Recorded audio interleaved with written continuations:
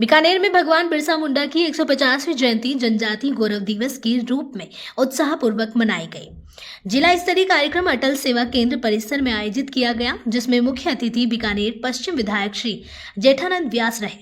कार्यक्रम में बिरसा मुंडा के आदर्शों और उनकी स्वतंत्रता संग्राम में योगदान पर प्रकाश डाला गया। स्वास्थ्य शिविर, प्रदर्शनी और लोक गीतों की प्रस्तुति के माध्यम से जनता ने कार्यक्रम का भरपूर लाभ लिया।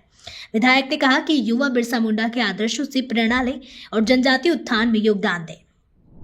मां भारती के चरणों में नमन। आज बिरसा मुंडा जयंती है और पूरे देश में यह जयंती मनाई जा रही है। बिरसा मुंडा का जन्म 15 नवंबर 1875 को हुआ और 1900 में उनका देहावसान हो गया था।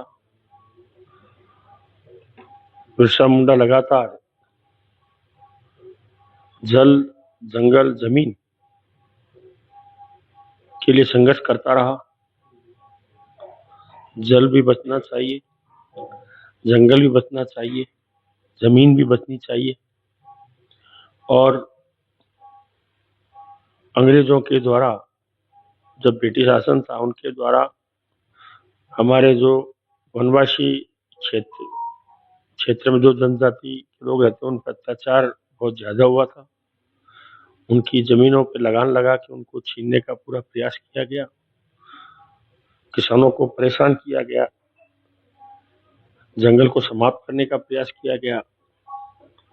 इस सब को लेकर बिरसा मुंडा एक छोटी उम्र में इन्होंने संघर्ष शुरू किया और संघर्ष शुरू करके इसको बचाने का पूरा प्रयास किया। ब्रिटिश शासन ने उनको गिरफ्तार किया और उनकी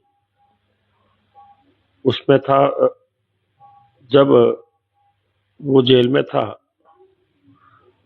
उस समय हैजे की बीमारी से उनकी मृत्यु हुई। बिरसा मुंडा ने अपने जनजातीय क्षेत्र में जो सामाजिक कुरीतियों को दूर करने का प्रयास किया। इस प्रकार बिरसा मुंडा एक राष्ट्रीय हित के लिए बहुत काम किया उन्होंने। ऐसा बताते हैं कि बिरसा मुंडा का ये जो ब्रिटिश शासन में धर्म परिवर्तन का भी चला और अनजाने में उनको भी धर्म परिवर्तन करवाया। जब उनको पता चला कि ये गड़बड़ है तो वापस सनातन में आके और उन्होंने इसके लिए भी जन जागृति की। इस प्रकार बिरसा मुंडा ने जो राष्ट्र हित के लिए, समाज के लिए, किसानों के लिए, पशु पक्षियों के लिए, पर्यावरण के लिए जो काम किया वो अविस्मरणीय है।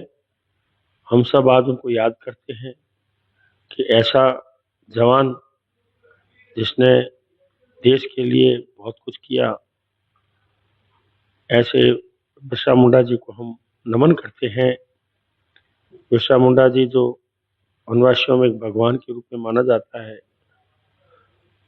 और एक महा विभूति, जिसको आज इसका जन्मदिन है, उसके हम सभी देशवासियों को उसकी शुभकामनाएं देते हैं